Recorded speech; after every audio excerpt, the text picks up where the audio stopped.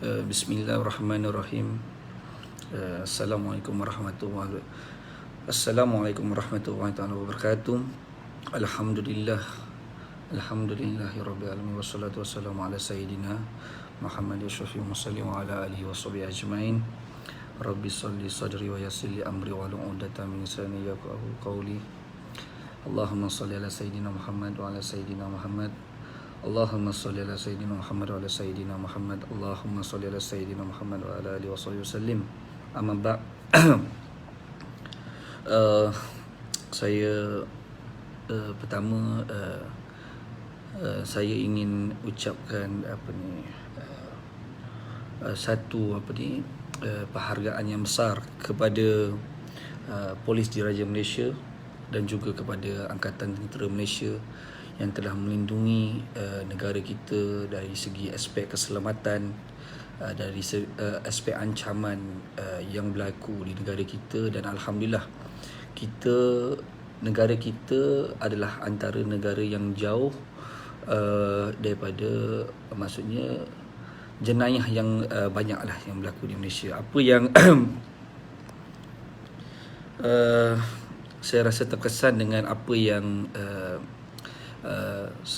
saudara Asri mungkin merupakan sahabat ataupun kawan kita yang di mana pemilik Hot Burger, yang di mana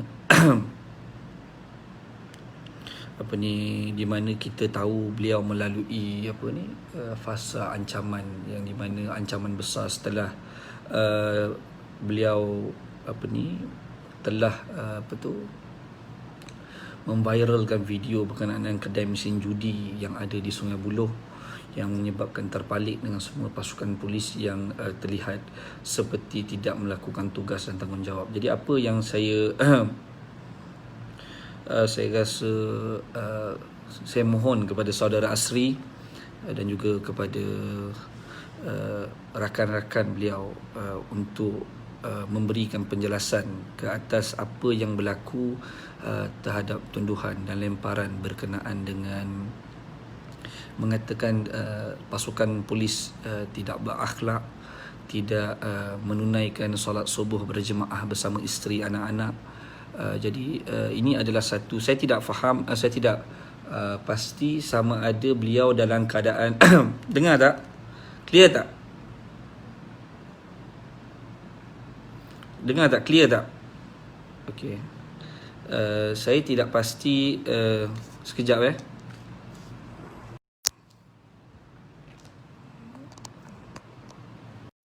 Dengar tak? Dengar?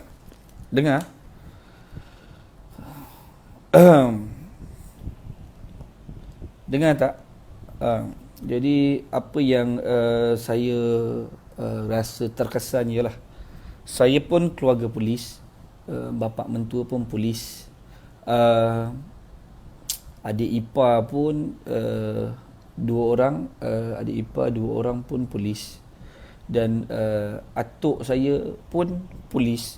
Jadi rakan-rakan saya pun polis, dan juga sahabat dalam semboyan juga kebanyakan pasukan polis dan juga pasukan Angkatan Tentera Malaysia, komando dan sebagainya. Jadi ada benda yang saya rasa mungkin saudara Asri yang kita kasihi supaya buat satu penjelasan berkenaan dengan saya yakin yang berbahagia Tok Ki, Datuk Nazim Johan, yang merupakan orang yang telah mendidik saya dan juga orang yang telah mengajar saya, yang banyak menasihati saya, dan juga saudara kekanda Ustaz Mazizi berada di samping beliau, mungkin tidak mungkin terkejut dengan apa yang disampaikan oleh saudara Asri, dalam keadaan mungkin dia dalam keadaan excited ataupun gabra kan, dalam mungkin tak pernah buat live sebelum ni, tak pernah bercakap di depan maksudnya media. Kemungkinan soalan-soalan yang diberikan itu menyebabkan beliau tidak mempunyai idea dan bercakap dalam keadaan somborono. Jadi saya harap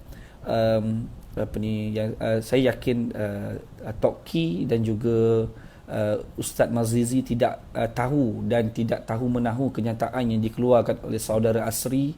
Jadi Ini yang menyebabkan kadang-kadang apabila berada di samping terpalit sama dalam keadaan itu. Jadi mohon kepada saudara Asri betulkan perkara ini kerana ia akan mencemarkan nama baik Persatuan Pengguna Islam Malaysia, yang di mana saya pernah berkhidmat di dalam Persatuan Pengguna Islam Malaysia, dan mereka akan mengkaji segala aspek sebelum membuat kenyataan di media, khususnya lagi Datuk Ki lah, Datuk Nazim Johan, yang kita faham beliau adalah seorang pejuang yang memperjuangkan hak pengguna di Malaysia, tidak kira bangsa, tidak kira kaum, dan banyak memperjuangkan isu-isu halal dan haram, perjudian, benteras perjudian, aktiviti haram. Dan kita pasti beliau tidak ada tahu menahu mungkin pada peringkat awal hanya untuk membela membela saudara Asri dan juga Ustaz Mazrizi juga yang saya kenali. Beliau telah banyak mentarbiah anak-anak muda yang terlibat dengan gangsterism, dadah dan sebagainya, yang kita tahu beliau telah banyak memulihkan dengan izin Allah. Jadi bila cakap macam tu mungkin menyebabkan terpalit sama dengan keadaan yang di mana kita tahu muka-muka ikon Ustaz Mazrizi, Tok Ki, yang telah banyak membantu masyarakat, banyak memperjuangkan hak masyarakat lebih daripada 20 tahun. Jadi saya harap saudara Asri tolong betulkan keadaan, kerana ramai yang telah tag saya, sahabat-sahabat saya OCPD pun ada tag saya, kawan-kawan anggota polis pun, pasukan-pasukan polis, dan juga tentera juga, ATM, dan abang ipar saya juga adalah tentera. Abang ipar saya juga adalah major di dalam Angkatan Tentera Malaysia. Jadi banyak yang terkesan sangat-sangat. Kita harap kalau sebut itu berkenaan dengan akidah, berkenaan dengan salat, ini adalah rahsia. Kita pun sedia maklum, walaupun saya bukan orang soleh, saya bukan orang ahli Quran dan ahli kitab, ataupun ahli hadis, bukan warak, tetapi Allah Subhanahu Wa Taala tak pernah tengok kepada berapa banyak amalan yang kita lakukan dalam hidup. Walaupun Allah dah letakkan syariat hidup kita dalam Islam, kena solat 5 waktu, kena banyak membaca Al-Quran siang dan malam, banyakkan salat sunat. Tapi Allah tengok kepada apa? Allah tengok kepada hati kita. Allah tak tengok kepada amalan kita, sebab Allah tak perlukan kita. Kita yang perlukan Allah. Kita yang perlukan Allah. Jadi bukan Allah perlukan kita. Sebenarnya kita salat untuk diri kita. 5 waktu yang kita salat sehari semalam tu adalah untuk diri kita. Kita perbanyakkan salat sunat tu adalah untuk diri kita. Kita banyak baca Quran tu adalah untuk diri kita. Bila kita berzikir adalah untuk diri kita. Dan Allah tak tengok pun. Kalau kita hidup 60 tahun, 70 tahun hidup, kalau kita baca Quran ke, kita salat, Allah tak tengok. Allah tengok apa? Itu adalah proses untuk kita membentuk hati. Itu adalah proses untuk kita membentuk hati. Rahmat Allah ni, kalau kita lihat, orang yang masuk syurga ni bukanlah kerana amalan dia puluhan tahun, bukanlah kerana dia beramal, kerana Allah tengok dia dengan kasih sayang Allah dan rahmat Allah nak bagi pada dia, dan masuk syurga tu dengan rahmat, dengan keredaan Allah pada dia, pada diri kita. Jadi Allah ni kadang-kadang mungkin 60 tahun kita solat, Allah tengok satu je solat kita ni. Allah tengok yang satu solat kita itu, Allah nampak dengan penuh insaf. Mungkin kerana satu waktu solat kita, mungkin kita solat isyak pada waktu itu, kita salat dan kadang menangis-nangis mohon keampunan dalam keadaan penyesalan. Kerana itu Allah bagi rahmat, Allah berikan rada, maka itulah sebab kita masuk ke dalam syurga. Jadi kita tak bolehlah rasa diri kita ni alim, warak dan sebagainya. Walaupun kita dalam keadaan marah sekalipun, kita kena tengok. Pasal saya tak kata bapa mentua saya baik, tetapi bapa mentua saya salatnya jaga 5 waktu, rajin bersedekah, rajin bantu orang, banyak bantu, berkhidmat untuk mak mentua saya yang sedang sakit dekat 7 tahun. Kita tak kata dia baik, tetapi bila sebut pasukan polis ni, kita rasa macam sedih lah. Pasal yelah, salah satu contohnya bapa mentua saya. Bapa mentua saya ni memang jaga mak mentua saya lebih dah 7 tahun. Mak mentua saya stroke, sakit, tak boleh bangun. Setiap kali nak pergi tandas, nak makan, nak apa, semua kena berdukung. Nak keluar jalan kena berdukung. Bapa mentua saya ni yang kecil tu, yang samanya tubuh badan lebih kurang macam saya, hari-hari buat kerja tu, bangun tengah malam. Jadi saya rasa belum tentu orang yang salat boleh buat perkara tu. Setiap orang ada kelebihan masing-masing. setiap orang ada kelebihan masing-masing. Mungkin orang ni solatnya banyak, solat sunatnya banyak, baca Qurannya banyak, tetapi pengorbanannya tidak sebegitu. Mungkin ada orang yang solatnya 5 waktu saja, tetapi sebab dia punya pengorbanan kepada ibu bapa, kerana pengorbanan dia kepada isteri, anak-anak, Allah Subhanahu Wa Taala tengok kepada situ. Ada orang ni dia hanya beramal sedikit, tetapi kerana dia hidup maafkan orang siang dan malam, dan dia juga minta maaf bila dia buat salah, Allah tengok kepada itu satu kebaikan dia, dan Allah masukkan dalam syurga. Jadi kita kena ubahlah. Saya mohon supaya saya anggap seperti abang lah ya, saudara Asri, supaya lihat benda ni. Kita kena perbetulkan perkara ini, dan saya menyokong anda, dan tak ada salahnya. Saya selalu cakap, kalau kita buat salah beribu kali pun, Allah Subhanahu Wa Taala suka orang yang mohon maaf. Jadi kalau kita boleh mohon maaf, itu adalah satu kemenangan pada diri kita. Kerana apa? Kerana kita mohon maaf. Pasal ini bukan benda perkara main-main, pasal pasukan polis ni terlalu ramai ya, dan kita juga dijaga. Kemungkinan yang disebut itu mungkin 1% ataupun 0.5% daripada seluruh pasukan polis, dan kita tak pasti sama ada esok lusa dia berubah dan bertaubat. Dan kemungkinan juga ada juga pasukan polis yang tak boleh nak solat subuh berjemaah kerana bertugas lebih daripada 48 jam. Kita tahu pegawai penyiasat kalau menyiasat kes ni sampai 3 hari, 4 hari tak balik rumah. Kadang-kadang hari kelahiran isteri pun tak boleh nak sambut. Kadang-kadang isteri dekat hospital pun waktu nak bersalin pun tak boleh nak tengok. Kita tahu. Jadi saya mohon supaya tengok benda ni, kita sama-sama muhasabah diri. Mungkin saya faham keadaan waktu itu, kita dalam keadaan gairah kan untuk menyampaikan sesuatu. Kita juga kena tengok ya, banyak jenayah-jenayah yang berlaku di seluruh dunia. Kita antara yang tidak terlalu jenayah kita tak terlalu tinggi, dan kita tahu perjudian ni ada di seluruh dunia, seluruh negara. Dan bukan mudah untuk menghapuskan judi kerana mereka ini lebih aktif daripada kita. Mereka mempunyai kewangan yang besar, diorang mempunyai keuntungan berbilion di seluruh negara, dan mereka mempunyai pasukan mereka sendiri. Toke-toke judi ni, diorang ni bukannya main-main. Macam Along sendiri, mereka mempunyai rangkaian yang sangat besar. Untuk menghapuskan Along ini memang bukan perkara yang mudah. Ia perlukan kerjasama antara pasukan polis, pasukan immigration, pasukan SPRM, perlukan pasukan jeeps dan sebagainya, untuk bekerjasama dengan masyarakat dan juga NGO untuk menghapuskan judi. Jadi insya-Allah saya minta kepada sahabat ataupun abang Asri, tolong buat sesuatu buat permohonan maaf, dan saya yakin beliau sudah berjumpa dengan Tan Sri IGP, iaitu Ketua Polis Negara kita. Jadi seharusnya perlu mengawal dalam keadaan menyampaikan sesuatu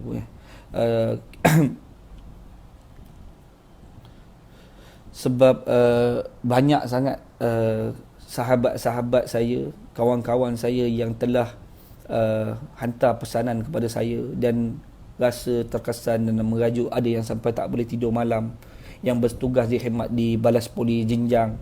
Ada OCPD yang hantar mesej pada saya, sahabat tolong tengokkan ni, apa ni kenyataan sebegini.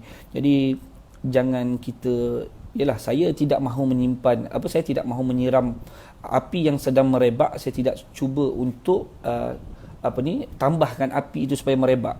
Saya cuba untuk menyiram air supaya ia tidak merebak besar. Tapi saya juga perlu buat kenyataan kerana ini melibatkan maruah pasukan polis dan maruah pasukan Angkatan Tentera Malaysia, yang di mana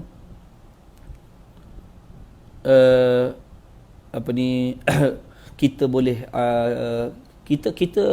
saya puji semangat abang Asri, saudara Asri, yang berani dalam cuba untuk memberi satu kerjasama dan juga telah menyebarkan, tularkan video berkenaan judi, kerana itu menyebabkan supaya banyak masyarakat untuk bertindak berani, untuk bekerjasama dengan pihak polis, pasukan polis, untuk menutupi semua pusat-pusat judi yang telah memberi ancaman besar kepada negara kita. Kerana kita tahu longkang yang kecil judi ni boleh menyebabkan seluruh banglo boleh masuk dekat situ, perniagaan boleh masuk kat situ, anak isteri boleh masuk kat situ, kerana bila kita mengabaikan isteri dan anak-anak kerana judi. Tetapi kita juga perlu uh, kita perlu untuk menjaga apa ni orang kata ucapan. Saya juga pernah melakukan kesilapan yang sama.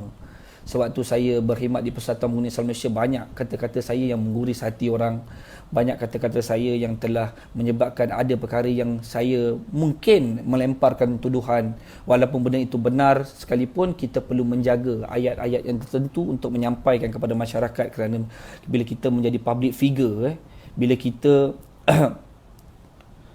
bila kita menjadi public figure, menjadi orang yang menjadi orang yang akan mendengar, seperti orang kata, orang akan, apabila kita sampai ke sesuatu, masyarakat akan mendengar. Jadi itu perkara yang saya telah banyak melakukan kesilapan, dan saya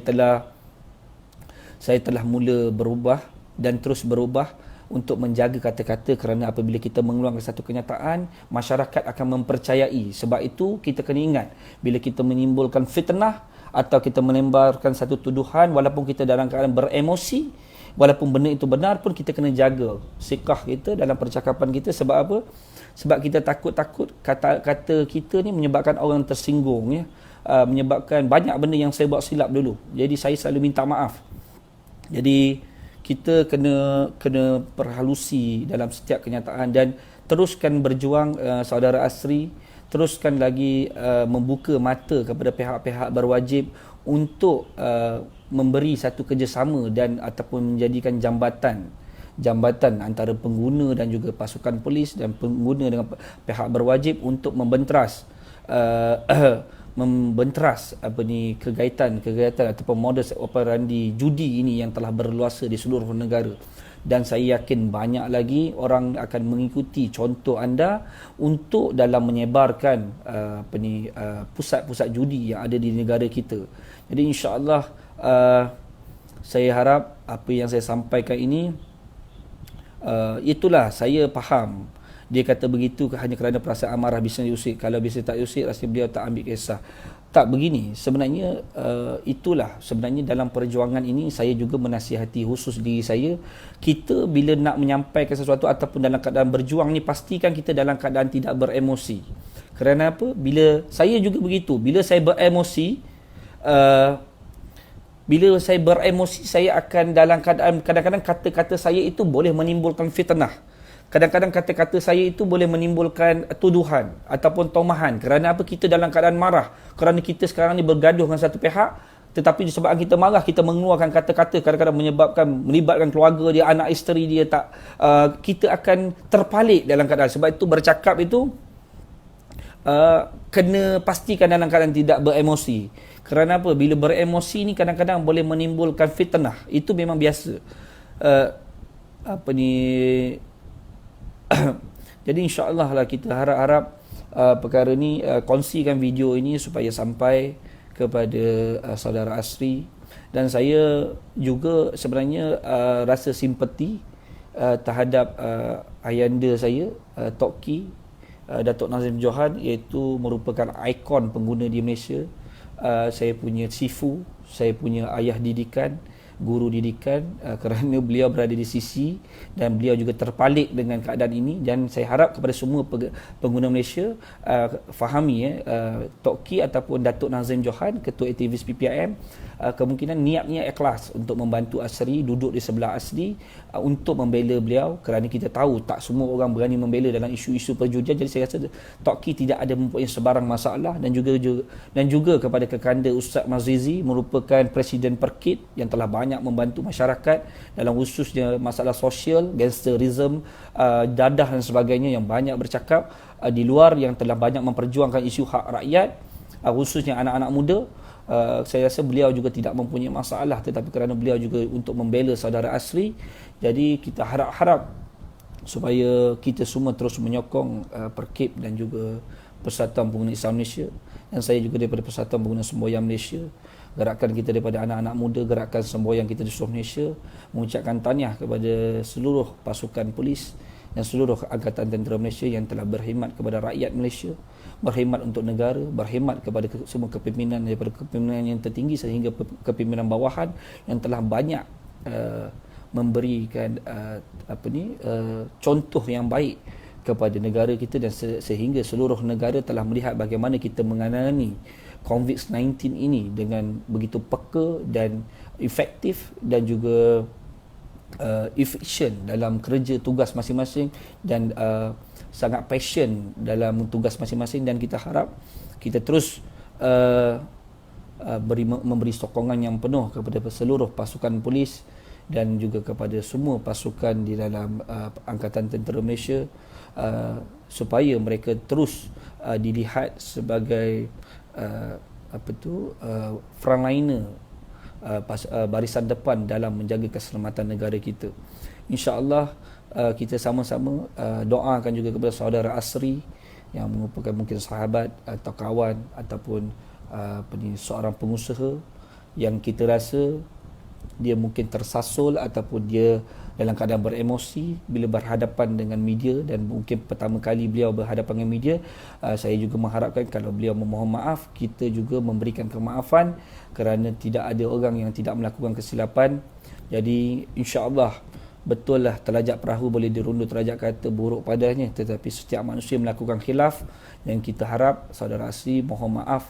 Jadi insya-Allah kepada semua kita nakkan kerjasama yang baik antara masyarakat dan juga kepada semua pihak berwajib dan semua kepimpinan yang tertinggi sehinggalah kepimpinan yang bawahan. InsyaAllah kita sama-sama kita berikan sokongan kepada semua agar kedamaian ini dapat dicapai. Jadi itu sahaja. Saya harap kepada semua terus bersabar. Kita minta supaya agar ia dapat diselesaikan dengan baik. Wabillahi taufiq wal hidayah. Wassalamualaikum warahmatullahi wabarakatuh. Assalamualaikum.